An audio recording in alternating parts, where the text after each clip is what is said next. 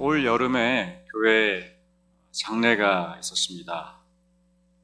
원로 목사님 모시고 3일간 빈소에 방문하고 또 교회장으로 함께 예배하고 유가족들을 위로할 수 있었습니다. 마지막 발인 예배 때 우리 교인들과 함께 장례식장을 다녀온 후 교회에 도착했는데 아침에 비가 내렸습니다. 비가 내려서 이제 문을 닫고 교회를 들어가는데 갑자기 한 권사님이 우산을 이렇게 내미시면서 제 마음에 심쿵하게 만들었습니다. 강한 심쿵을 유발하게 하셨는데 갑자기 우산을 쑥 내미시면서 같이 쓰고 가자고 이렇게 우산을 내미셨는데 그때가 아주 기억에 아직도 뚜렷하게 기억에 남는 건 장례가 바로 우산을 씌워주는 것 같이 느껴졌기 때문입니다. 3일간 교인들과 함께 빈소에 방문했던 것이 위기 속에 처한 가정, 슬픔 속에 주저앉은 가정들에게 우산을 씌워주는 그러한 시간 같았기 때문에 제가 교회로 오는 길에 우산을 씌워주신 권사님 통해서 또 하나의 배움이 있었던 것 같습니다. 우산을 문득 씌워주시면서 짧게 교회 앞마당부터 교회까지 걸어왔습니다. 그리고 3일간의 저의 이 장례 일정도 피로가 사라지는 것 같았고 그 짧은 약 10초도 안 되었을 겁니다. 그 10초가 저에게 큰 힘과 위로가 되었습니다. 그리고 그 마음은 분명히 우리가 함께 교인들과 방문했던 그 유가족들에게도 하나의 커다란 우산이 되었겠다 그런 소망이 들었던 것 같습니다. 이처럼 슬픔에 주저앉거나 아니면 그런 고민과 고뇌 속에 그렇게 울고 계셨던 유가족들에게 우리가 우산을 씌워줬던 것처럼 그렇게 다시 손을 잡고 일으켜주는 것은 하나님이 우리 모두에게 주어지는 특별한 은혜와 또 우리를 향한 축복과 사랑임을 믿습니다. 그 옆에 계신 분에게 이렇게 인사하겠습니다. 제가 우산이 되어주겠습니다. 감사합니다. 오늘 본문을 가만히 들여다보니까 베냐민 지파가 등장을 합니다. 지난주 말씀 기억 안 나실 거라 생각하고 짧게 요약해드리면 예루살렘 성전이 재건이 되어서 이제 누가 여기에 남을 것인가 백성들이 제비도 뽑기도 하고 또 자원하기도 했습니다. 예루살렘 성전은 재건되었지만 여전히 위험이 도사리고 있었고 또 강대국의 통치 가운데 있었기 때문에 그 모든 위기와 긴장감을 뚫고 역사적 배경을 봤을 때 그 수도에 산다는 것은 자신의 어떤 안녕과 평안을 내려놓는 것과 같은 상징적 행위였기 때문에 예루살렘에 누가 거주할 것이냐 제비를 뽑고 하나님의 뜻을 물었습니다. 그리고 유다 지파가 역시 멋있게 자신 있게 자원하여서 그렇게 예루살렘 수도에 머물겠다고 한 장면이 바로 4절과 6절 말씀이었습니다. 오늘은 7절 이제 두 번째 지파가 등장하는데 바로 베냐민 지파입니다. 이 베냐민 지파가 7절에서 9절까지 기록되어서 예루살렘 성읍에 자원하여서 남게 된 것을 느헤미야는 기록에 남겼습니다. 그리고 7절부터 9절까지는 베냐민 지파의 후손들이 이어져서 소개되고 있는데 7절에 나와 있는 베냐민 이 지파는 살루라고 시작됩니다. 살루 베냐민 자손의 이 조상들의 후손인 살루라는 사람이 예루살렘 성읍에 남겠다고 자원을 했습니다. 이건 마치 무너져갔던 이 예루살렘 성전에 내가 우산을 씌우겠다라는 하나의 다짐과도 같았습니다. 그리고 갑배, 살레라는 사람도 8절에 이어서 등장하고 있습니다. 역대상 9장에 보면은 느헤미야 포로 귀환했던 백성들의 명단과 똑같이 역대상 9장에도 기록이 되어 있습니다. 다만 조금의 숫자의 차이와 그리고 이름들의 조금씩 차이가 있는데, 왜냐하면 각각 다른 이름을 썼을 수도 있고 아니면 다른 자료를 활용해서 그 느헤미야 당시에 포로에서 귀환된 백성들의 명단을 쓰다 보니까 조금의 차이가 있을 수도 있습니다. 역대상 9장 7절 말씀을 함께 읽어보겠습니다.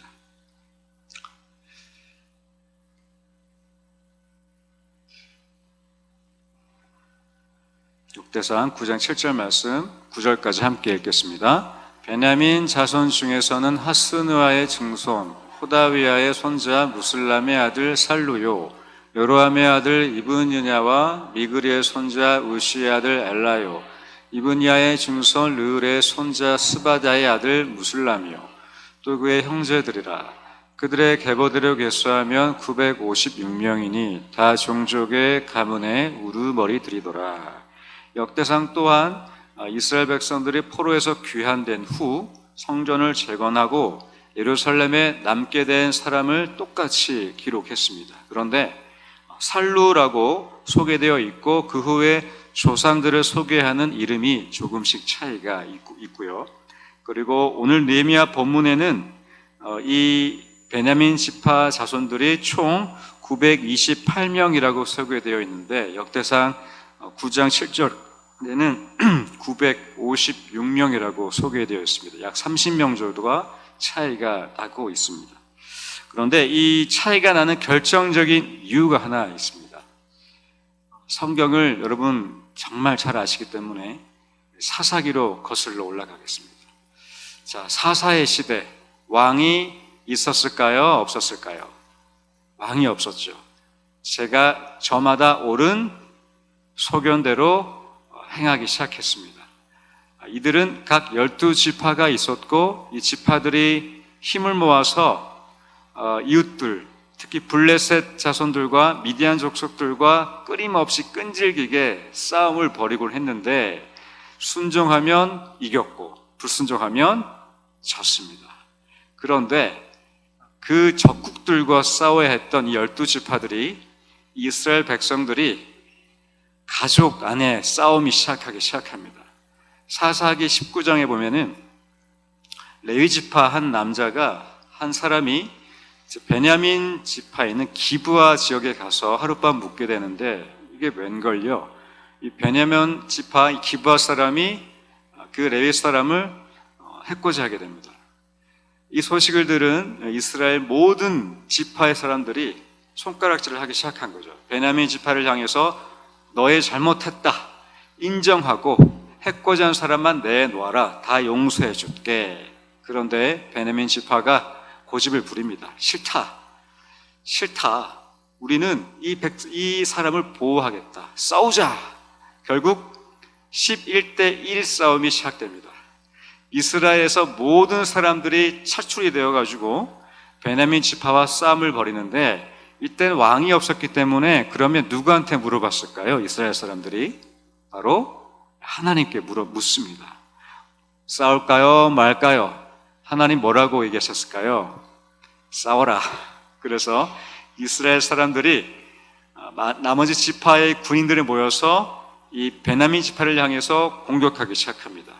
그런데 베냐민 성경에 보면은 사사기 20장 보면은 베냐민 지파의 모습이 묘사되어 있는데 과간입니다. 왼손을 들어서 돌을 던져도 한 방에 맞추는 군사들이 소집됩니다. 오른팔을 잘 쓸 뿐만 아니라 왼팔로 던져도 용맹한 군사들이 똘똘 뭉쳐서 이 이스라엘 자손을 박살시킵니다. 무너뜨립니다. 이스라엘 자손이 밤에 울면서 또 기도합니다. 큰일 났어요. 하나님 어떻게 해야 될까요? 싸울까요? 말까요? 하나님 뭐라고 얘기하셨을까요? 싸워라. 순종해서 다시 쳐들어갑니다. 그랬더니 결국에는 이겨서 베냐민 지파를 다 전멸시킵니다. 베냐민 자손이 한번 망했어요. 폭삭 망했습니다. 어떻게 망했냐? 바로 대학살이 일어난 겁니다. 그냥 잘못했다고 그 잘못한 사람 넘겨주면 끝날 문제가 그렇게 큰 전쟁으로 각 지파들끼리 집안 싸움이 펼쳐졌고 그로 인해서 베냐민 지파가 한번 폭삭 망하게 되었습니다. 우리 이 장면을 함께 읽어볼 텐데 사사기 20장 10절 말씀 함께 읽겠습니다. 시작. 우리가 이스라엘 모든 지파 중에서 100명의 10명, 1000명의 100명, 10,000명의 1000명을 뽑아 그 백성을 위하여 양식을 준비하고 그들에게 베냐민의 기브아에게 가서 그 무리가 이스라엘 중에서 망령된 일을 행한 대로 징계하게 하리라 하니라. 하나님의 뜻은 징계였습니다. 잘못한 이 지파를 한번 혼쭐 내주는 거였습니다. 그냥 잘못했다 하며 인정하고 그렇게 한 명만 내주면 끝날 문제가 베냐민 지파 약 10,000명 이상의 몇만 명이 대학살된 끔찍한 사건이 바로 사사기 20장에 고스란히 기록되었습니다. 그 베냐민 지파가 다시 느헤미야 본문과 역대상 9장에 등장을 하는데 베냐민 지파가 한번 몰살당했기 때문에 그들의 숫자와 통계는 학자들에 의하면 조금 차이가 있을 것이다 라고 주장하고 있습니다. 가장 큰 이유가 베냐민 지파가 그때 사사시대 때 한번 몰살당했기 때문에 그 지파가 다시 회복되고 재건되는 시간과 그리고 여러 사람들의 혼합 속에서 조상들이 다 사라진 그 아픔들을 다시 복구하기에는 시간도 걸렸고 그래서 계수했더니 숫자도 달랐을 것이다 라고 추정하고 있습니다. 이처럼 베냐민 지파들은 한번 몰살당했고 재건된 후에 포로로 잡혀갔다가 다시 70년 이후 만에 돌아왔더니 이들이 웬걸요? 이제는 자원해서 예루살렘 성읍에 남겼다고 자원했습니다. 만약에요 이 베냐민 지파들이 여전히 쉽게 말하면 똘끼가 있는 거예요. 뭐 잘못하면 인정하지도 않고 왜 우리만 보고 그래? 라면서 나머지 지파들에게 계속 싸우자, 덤벼 이렇게 했다면 추방당했거나 아니면 무시당했거나 아니면 이 예루살렘 성읍에 남았겠습니까? 그렇지 못했을 것입니다. 그런데 이 후손들이 그 옛날 조상들의 잘못을 반성하고 개과천선하여서 드디어 이 느헤미야 예루살렘 성전 재건 후에 황폐했던 무서웠던 긴장감이 있었던 이 예루살렘 성읍에 자원해서 남게 되었습니다. 7절에 보면은 그는 무술람의 아들이요라고 기록되어 있습니다. 그리고 각 조상들의 이름이 나와 있는데 조상들의 이름의 뜻을 살펴보니까 대부분 그 뜻의 결이 이러합니다. 여호와께서 구원하셨다. 하나님이 임하셨다. 그런데 가장 인상 깊은 뜻이 주목이 되었는데 바로 무술람, 이 살루의 아버지 무술람의 뜻이 히브리어로 갚다, 보상하다라는 뜻이 있었습니다. 그러니까 이 무술람의 아버지는 갚다, 보상하다, 아들 살루에게 무엇을 갚을까 보상할지에 대해서 그 이름의 뜻에 맞게 그 자녀를 길러냈을 것이고 그 자녀가 바로 이 베냐민 지파에 몰살되었던 아픈 조상들의 기억과 그리고 그 당시에 객기를 부려서 이스라엘 지파 간에 스스로 싸움을 만들게 했던 그 모든 것을 갚고 보상하기 위한 그 자원하는 순간이 바로 오늘 예루살렘 성읍에 남기 위한 그 베냐민 지파 후손들의 결의이자 행동인 것으로 보여집니다. 이처럼 베냐민 지파는 보상하고 갚기 위해서 예루살렘 성읍에 머물렀다면 베냐민 족속을 회복시키신 하나님의 은혜를 돌아봤을 때 몰살당했지만 그러나 추방당하지 않고 다시 베냐민 지파가 재건되고 회복되고 다시 족속으로 성장하기까지 하나님의 은혜와 또 이웃 지파들의 형제 지파들의 도움과 배려를 충분히 느꼈을 것입니다. 베냐민 지파 후손들이 저 까마득하게 조상들을 돌아보니까, 그리고 멸절당한 이후에 다윗과 솔로몬 시대와 그리고 북이스라엘의 멸망, 남유다의 멸망, 그리고 강대국의 포로로 잡혀갔던 그 수많은 세월을 거슬러 올라가니 베냐민 지파를 지금까지 있게 하신 하나님의 은혜에 갚을 수밖에 없는, 보상할 수밖에 없는, 그것은 바로 오늘 예루살렘 성전에 자원하여 남기로 한 그 은혜의 갚음, 은혜에 보상하는 마음이었습니다.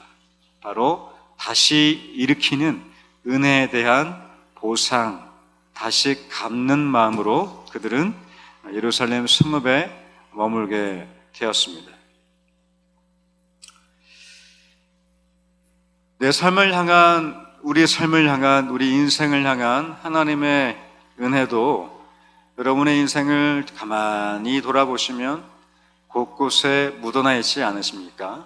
하나님의 은혜와 손길이 곳곳에 묻어 있습니다. 그런데요, 가장 큰 은혜는 무엇이었습니까? 저희가 잘 살 때 임했던 은혜보다 희한하게도 아직까지 기억에 남는 것은 저에게 우산을 씌워주었던 그 장면입니다. 피곤하고 목마르며 그렇게 교회를 투벅투벅 걸어가는 저에게 우산을 씌워줬던 것처럼, 유가족들에게 우리 교인들이 찾아가서 함께 앉아서 찬송가를 부르고 말씀에 아멘 아멘 하고 식사를 맛있게 먹어주며 그리고 화장터까지 함께 했던 그 순간이 우리가 우산을 건네주는, 바로 우리가 주저앉고 우리가 지쳐있고 우리가 무너졌을 때, 우리가 넘어졌을 때 임했던 하나님의 은혜가 우리 인생 속에 가장 강렬하고 커다란 은혜였습니다. 그 은혜를 생각하면 우리는 자연스럽게 갚고 싶고 보상하고 싶고, 그 은혜에 내가 어떻게 갚을까, 이러한 마음으로 하나님을 향해 사랑하고 더 잘 살기 위해서 말씀을 읽기 시작하고 믿음으로 우리의 신앙을 살아가게 됩니다. 이처럼 우리는 하나님이 붙드시고 일으켜주시는 그 은혜의 여정, 바로 회복과 재건의 길에 오늘도 살아가고 있습니다. 어제도 보면 힘든 순간이 있었습니다. 오늘도 있었습니다. 내일 또 없겠습니까? 작게는 크게 우리가 예측할 수 없는 곳곳에서 우리를 주저앉게 하고, 베냐민 지파처럼 모든 소망이 끊어지며 지파가 대학살, 멸절당했던 그 커다란 위기가 우리에게 닥쳐오기도 합니다. 그런데 중요한 것은 하나님을 믿는 자녀들에게는 회복과 재건과 다시 일어나는 특별한 은혜가 기다리고 있다는 것입니다. 하나님이 우리를 향해 우산을 내밀기 때문입니다. 우리 옆에 계신 분에게 한 번 더 인사하겠습니다. 하나님이 당신의 우산입니다 라고 인사할까요? 시작. 하나님이 당신의 우산입니다. 그렇다면 하나님은 우리에게 우산을 씌워주시고 우리가 다시 힘을 얻도록, 일어나도록 재건시키신다면 우리는 이제 어떻게 살아야 될까요? 오늘 베냐민 지파를 가만히 들여다보니 우리가 무너졌지만 우리가 다시 일어났다면 우리는 자연스럽게 누군가를 손을 잡아주고 그 누군가가 다시 일어나고 재건되도록 예루살렘 성읍에 머무는 것입니다. 내가 마땅히 이 상황 순간에 머물므로써 예루살렘 성읍, 하나님의 성전이 있는 곳, 그러니까 하나님의 임재가 있었던 상징적인 이 예루살렘에 내가 지키겠다는 것입니다. 하나님이 여기 계속해서 계실 수 있도록 나의 우산을 이 성전에 들이대는 것입니다. 이것이 바로 쓰러진 자가 쓰러진 자를 세우는 특별한 은혜입니다. 헨리 나우엔이라는 기독교 영성가가 있습니다. 이 기독교 영성가는 상처 입은 치유자라는 책을 제가 대학 시절에 출간이 되었는데 그 책은 아주 얇은 책입니다. 그런데 깊은 통찰과 깊은 고민과 철학적 이런 선택적 단어들이 곳곳에 적혀 있는데, 책의 제목처럼 상처 입은 치유자, 상처를 입었는데 누군가를 치유해 준다는 거예요. 내가 분명 상처를 입었는데 내가 치유되었을 때 또 누군가를 치유해 주는 사람이 바로 오늘날 필요로 하는 기독교 리더십일 것이다 라고 예측하면서 책을 썼습니다. 헨리 나운이 썼던 그 영성 공동체는 그러한 공동체였습니다. 상처받은 이들이 모여서 그 상처를 고침받고 다시 삶이 재건되어서 상처 입은 자에게 치유될 수 있도록 동시에 치유자가 되어 주었습니다. 상처를 입었는데 치유자가 되어 있었던 것이죠. 그것이 바로 헨리 나우엔이 예측했던 앞으로의 기독교의 리더는 이러할 것이다 라고 예측한 것입니다. 이 헨리 나우엔이 책에서 이런 말을 남겼는데 우리 화면을 보시면서 함께 읽겠습니다. 이 시대의 사역자는 상처 입은 치유자입니다.